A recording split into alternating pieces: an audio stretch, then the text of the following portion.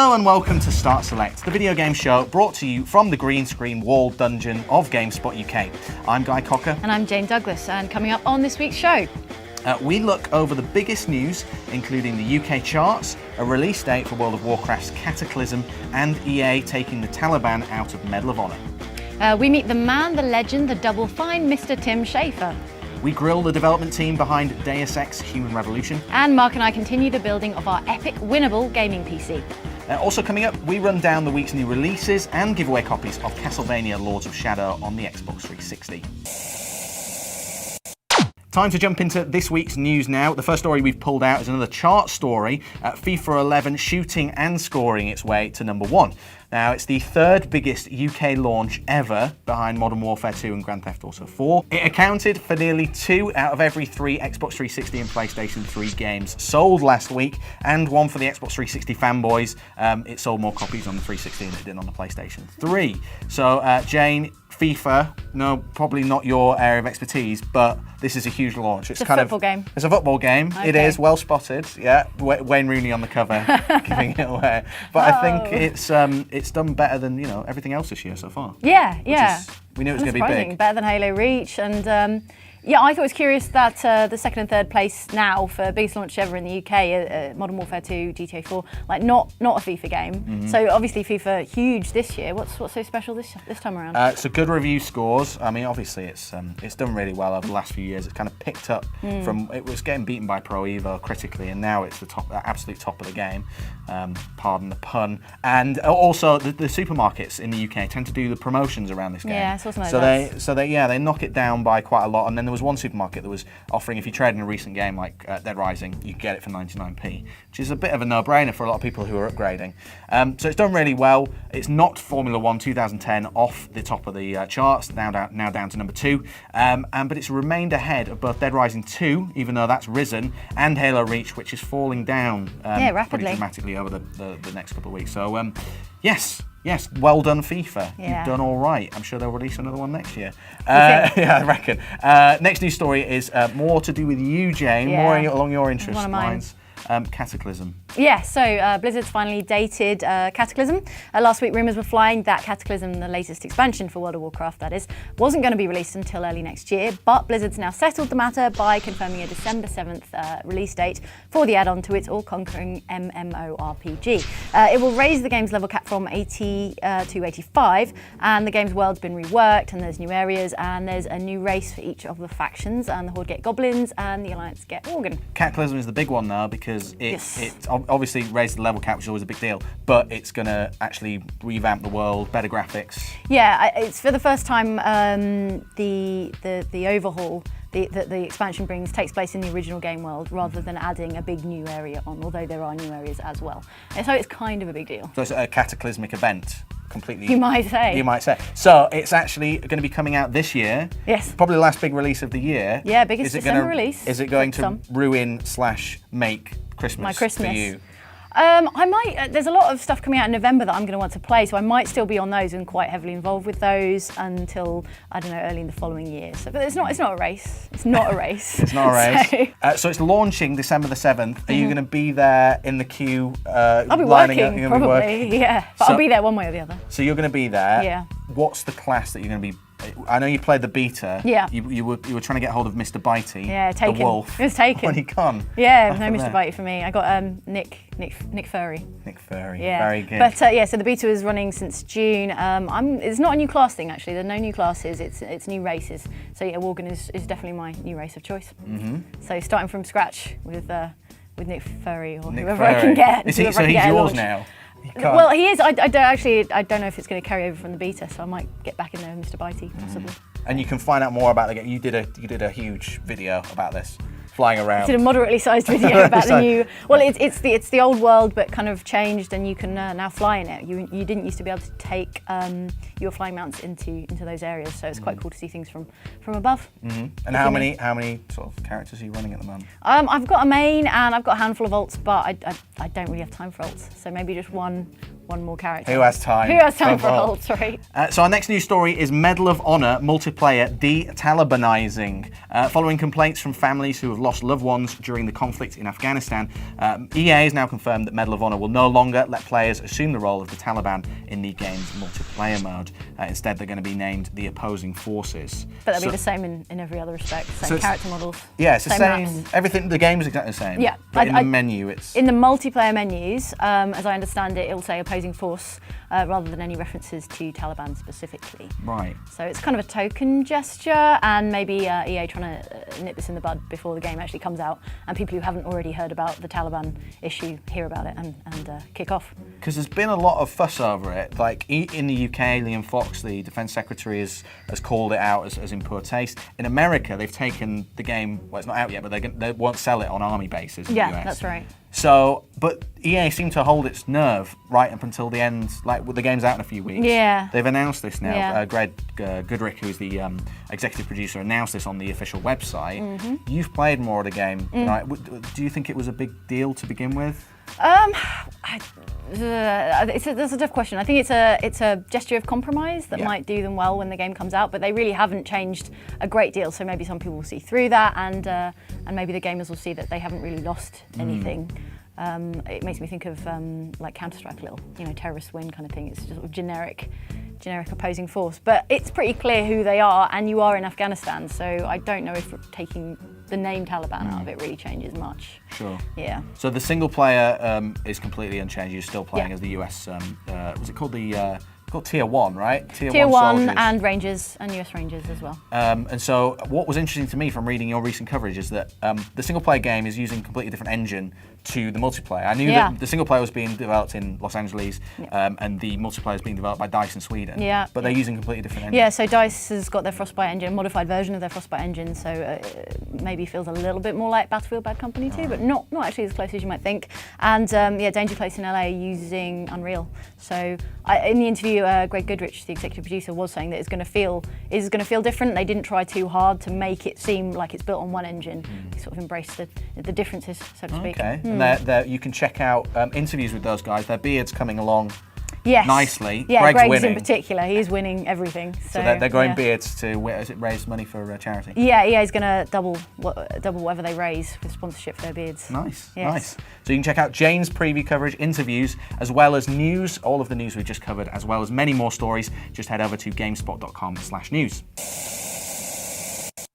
Okay, time now for a look at Deus Ex Human Revolution. We spoke to the game's writer, James Swallow, and art director, Jonathan Jacques Beltate, about what we'll get in the next instalment of the lauded action RPG series.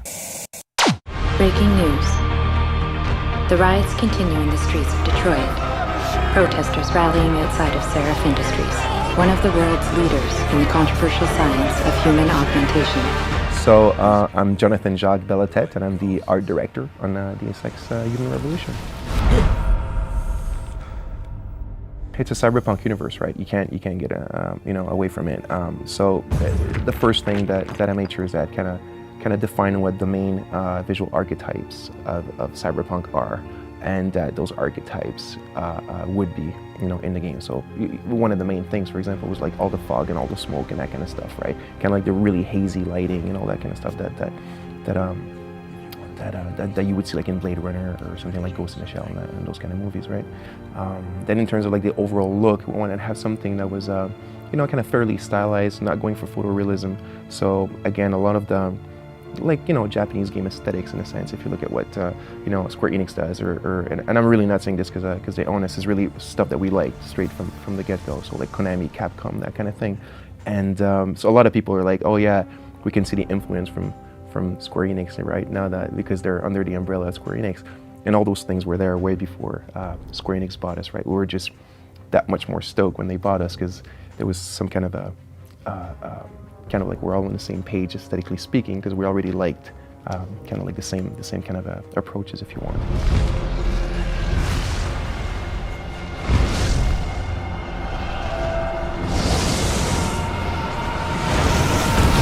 It almost took a year really to do the trailer with them. It wasn't easy at first. We needed to kind of like get on the same page in terms of it was the first time that Square also were dealing with external people and not doing something that's like their game or like a Final Fantasy or whatnot. So but I mean, once those things were were kind of cleared out of the way. It was just really amazing because, again, the kind of aesthetic that me and my team wanted was something that was really natural for Square Enix. So, you know, our designs were all done already. We just kind of like shipped all of our designs, even some of our models, and they just kind of up-res them and everything, and it went super smoothly. I mean, it's just, what else can you ask, right, than having Square Enix really doing like such a big trailer for you. How do you feel, Adam? The body may heal, but the mind is not always so resilient. I got a phone call in 2007 from a friend of mine who told me that the company was looking for a writer to come on board, and it was a science fiction, action, adventure, cyberpunk game, which is all kind of right up my alley. So I said, yeah, absolutely, sounds great. And then I got a call from our narrative designer, Mary DeMaal, and she told me it was Deus Ex, and I was practically offering to pay money to work on the project then and there.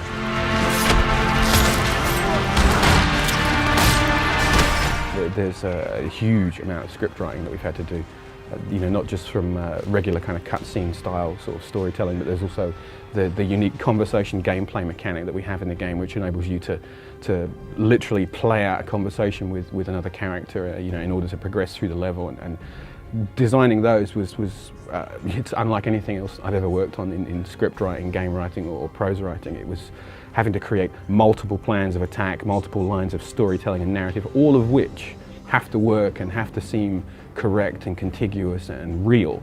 It was a fantastic challenge, but you know, one that was just really great to take on board.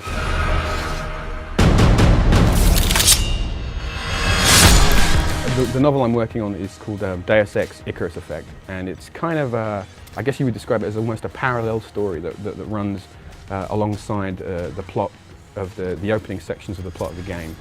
So there's some crossover between characters. Some of the characters that you'll see in the game appear in the novel. There are some new characters that just appear in the novel, and there are also some connections to, shall we say, classic Deus Ex story elements in there.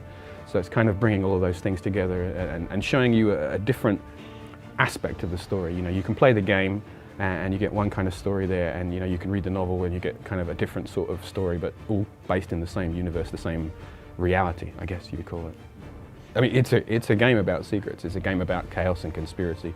It's a game about massive world-changing events, and there's a lot of deep, hidden, scary, cool stuff in there that, of course, we can't talk about.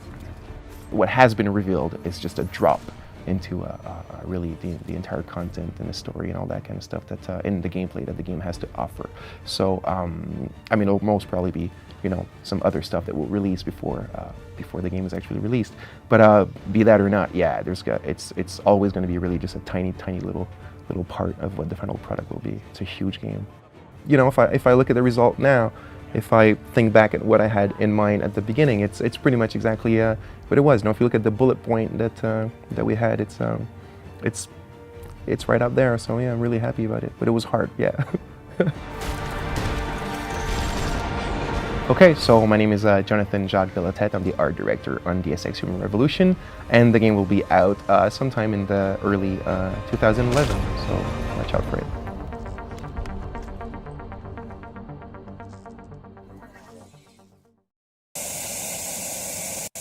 Costume Quest is Double Fine's Halloween-flavoured RPG, available to download later this month. We had a word with the project lead Tasha Harris and Double Fine Productions head and all-round legend Tim Schafer about the game.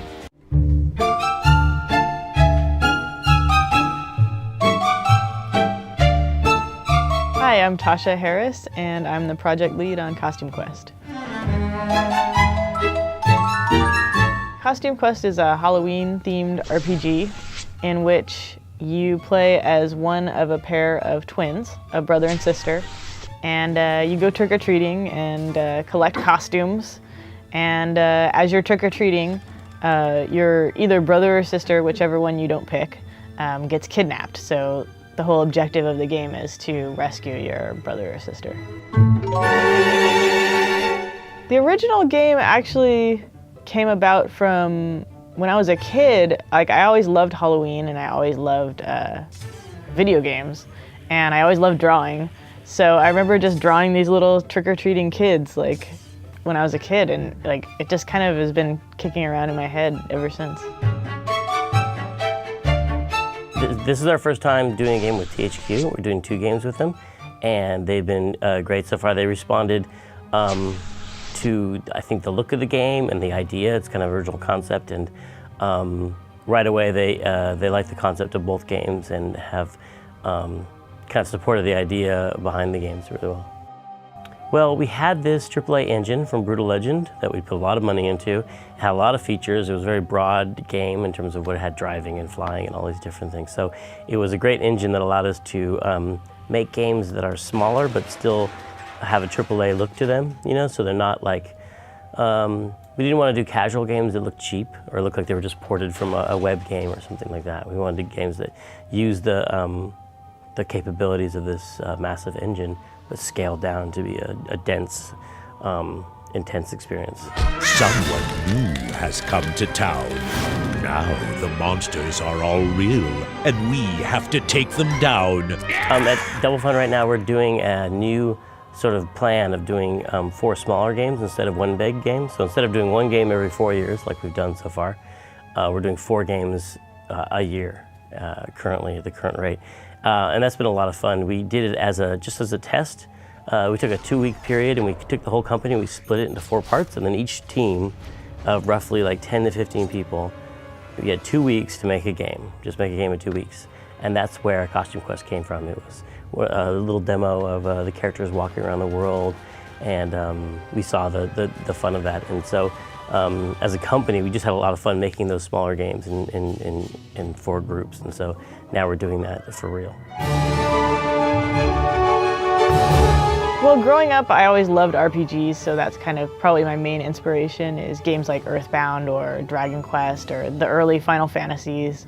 Yeah, I guess my main objective was I wanted to make something that felt kind of like those old games in a nostalgic kind of way, but updated. So like the graphics are nicer, like, you know, the gameplay mechanics are a bit more polished. So it's kind of like taking the old style of game, but applying what we know as game developers now to the old style of game.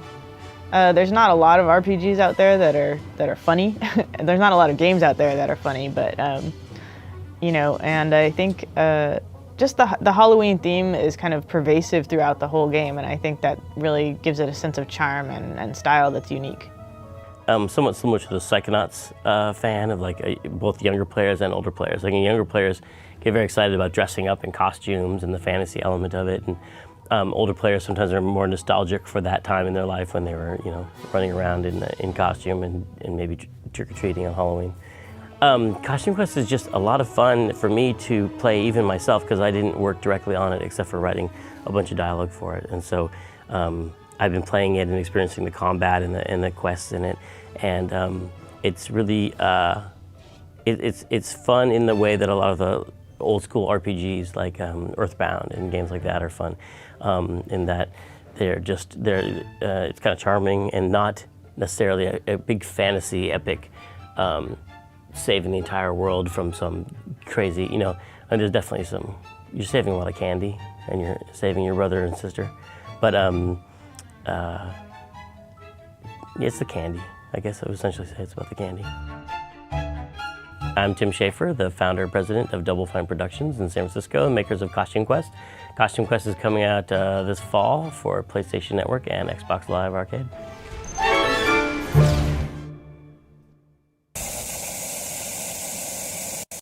Since the last Start Select, when we unveiled our competition to win an epic gaming PC built by our own fair hands, Mark and I have started plugging components into that giant motherboard. Earlier this week, we gave the heart of the rig, half of the RAM and one of the processors a test boot, like so.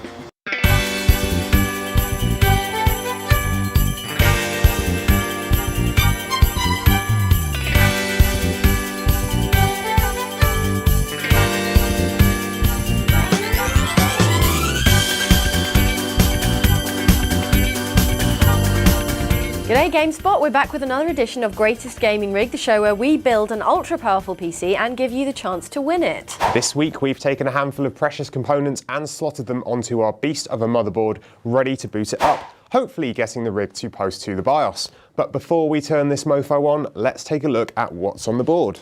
First up, we've got a single Xeon processor onto which we've placed Corsair's H70 liquid cooler right here. There it is. It's this rather evil looking thing right here. So this is really cool actually, because as you can see, it's only like a little small circular thing here, a very small low profile section, but it actually contains the liquid and the pump.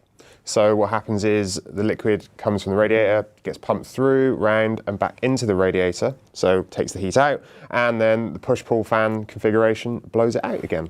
Keeps it nice and cool, but all in one little compact unit, which I think is very, very cool. That is neat. Yes. Next, we slotted in some RAM. We've only been able to use 12 gig so far, as we'd need both processors loaded to use the full 24 gig. Yeah, that's right. So you can see our 12 gigs of RAM here.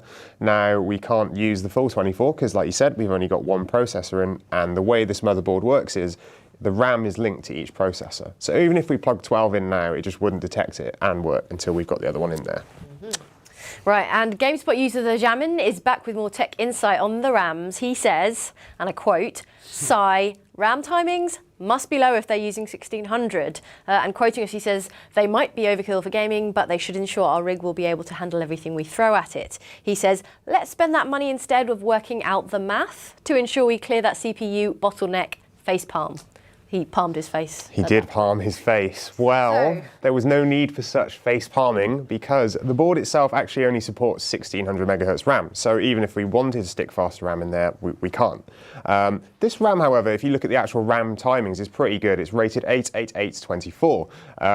As has been proven a million times, though, that's generally quite meaningless. You know, unless they're very, very low figures, but that's pretty good. And the fact is, we'll be able to overclock this RAM. Make it go faster anyway, so it's all good. Indeed. We also have Corsair's 120 gig Force SSD hooked up to a SATA 3 port for maximum speed, and we've also chucked in a single GTX 460 from Zotac, just the one for now. There you go, yes, just the one. The reason for that is we want to keep the configuration as simple as possible.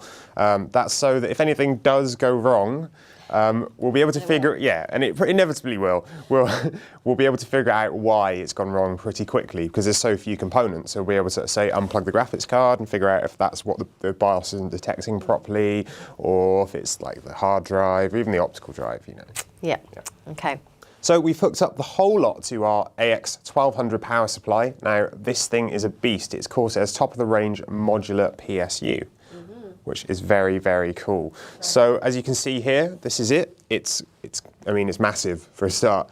And you can see it's modular, so we've only got a few cables plugged in at the moment, but you'll be able to plug in as many as you want or as few as you want, which is great. Keeps the case nice and tidy when you're building it. So. Okay, and it came with a fabulous velour slipcase. It did. It came with a really, really comprehensive package. Including the velour slipcase. A velour slipcase, which is cool, and it's nice that it came shipped in that. When you'd ever use this again, I don't know, because you put it in the computer and you're very unlikely to take that out on a regular basis. Keep it warm or something, I don't know. Maybe you could store like socks in it or something, I'm not sure. Anyway, but there you go. Yeah, and then you've got this case with a whole bunch of cables. A whole heap of cables, so just tons of these things. The modular cables which you can plug in. And they're all wrapped as well, which is very cool.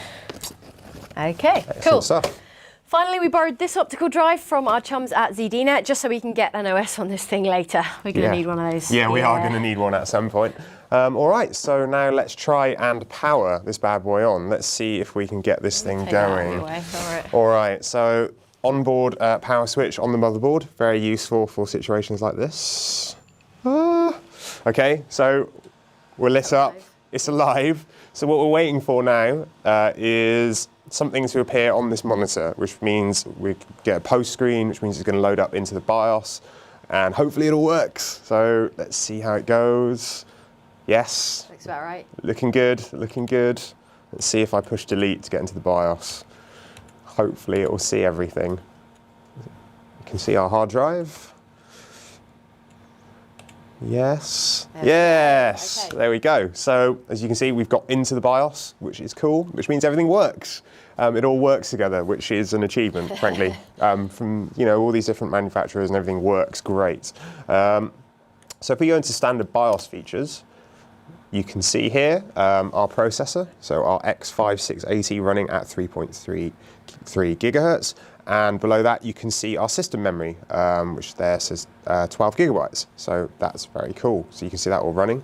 One of the cool things about this BIOS is you can basically tune everything on the computer, like literally everything. So one of the things it's got is frequency and voltage control.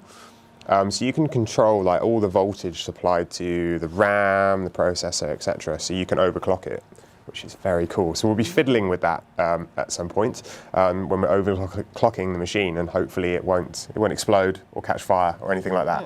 It should be good. Okay. Yes. All right. Yes. So don't forget, you have the chance to win this entire rig, complete with its mind-bending processing power and awesome accessory bundle. All you have to do to win this amazing prize is tell us how much you think the rig would cost in total if you got all the parts at standard price. And as a tiebreaker, tell us in 50 words or less why you think you deserve it. You can enter the competition over on the site and read more about the build over on the hardware blog. Just head over to tinyurl.com/GSUKPCComp to find out more.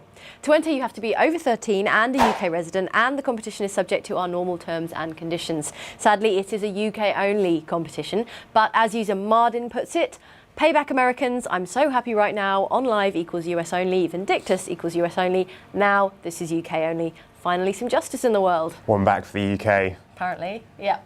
Take that, Americans. All right, we'll be back again next week where Jane and I will finish putting this bad boy together, get an OS installed and prep it for some hardcore benchmarks. Remember to head over to tinyurl.com/GSUKPCComp to enter the competition and to follow the blog. And log on to facebook.com/GameSpotUK to take a peek behind the scenes of the build. Till next time, happy gaming, spotters.